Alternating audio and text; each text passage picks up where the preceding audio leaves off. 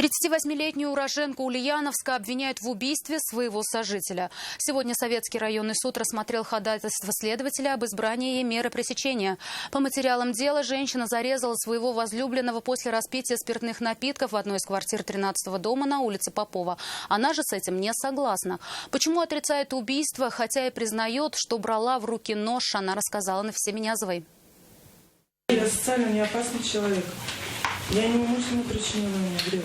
Я трофимов не могу обидеть.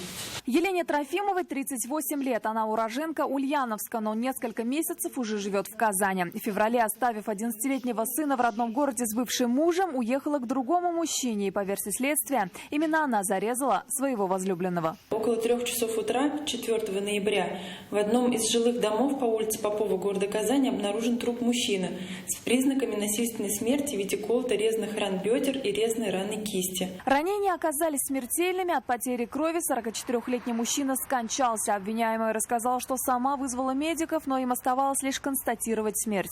По ее словам, своего сожителя убивать она не хотела. В планах было только его напугать. К слову, в тот вечер они оба были нетрезвы. Он меня ударил по голове очень сильно, у меня посинел в глазах. До этого он меня таскал за волосы. Я кричала из окна, он меня пинал, он меня выгонял из дома. Вслед за врачами приехали сотрудники Росгвардии. Женщину задержали, скрываться она не стала, плакала над телом любимого. 5 ноября 2020 года Трофимовой предъявлено обвинение в совершении преступления, предусмотренного части 1 статьи 105 Уголовного кодекса Российской Федерации. Следователь ходатайствовал о заключении обвиняемой под стражу на 2 месяца. Сама она и ее защитник с этим были не согласны. Уверяют, что это была самозащита, а прокурор поддержал следствие. На начальной стадии проводилась экспертиза судебно-медицинское свидетельствование обвиняемой. Мы даже так не наблюдаем визуальных интересов повреждений, скажем, на лице и так далее. Заключение получим, как следствие, да?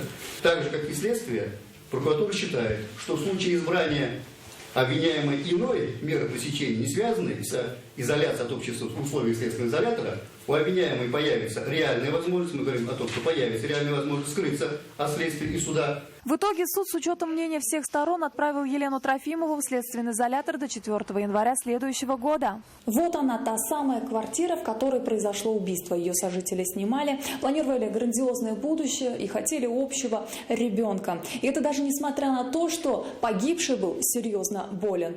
Они планировали также брать и квартиру в ипотеку, а также перевести сына подозреваемой сюда, в Казань. Но, видимо, жить он еще будет с отцом, ведь статья достаточно серьезная. За убийство женщине сейчас грозит до 15 лет лишения свободы.